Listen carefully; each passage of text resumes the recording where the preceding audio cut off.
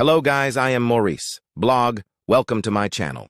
Isa ka rin ba sa nagugulat sa role ni Samantha Palacios? Isa ka rin ba sa naghihinala na siya talaga ang real killer? Theory time! Si Samantha Palacios ay 72% possible killer, pero siya ba talaga ang tunay na killer? May isang taong nag-aaligid sa Palacios na kung saan ay ang taong ito ang totoong killer ng dalawa. Naniniwala ka ba na patay na talaga si Paco doon sa bangin na miyamong tinulak ni Sam? Sapagkat mayroon talagang possible killer at ito ay maituturing na totoong killer, ang killer na ito ay tiyak na ikakagulat ng lahat dahil mismo siya hindi makapaniwala sa ginawa niya. Pero, alam mo ba na ang killer na ito ay minsan na natin makikita sa mga episode?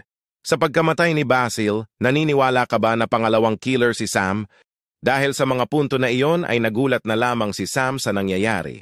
Ang taong salarin ay siya rin may gawa kay Paco at sa tatay niya na pangalawang killer din. Gulatan ang mangyayari at tiyak ako mismo ikaw hindi makatulog sa pangyayari na ito. Naniniwala ka ba na may real killer sa likod ni Sam? Ikaw, anong theory mo? May hula ka na ba?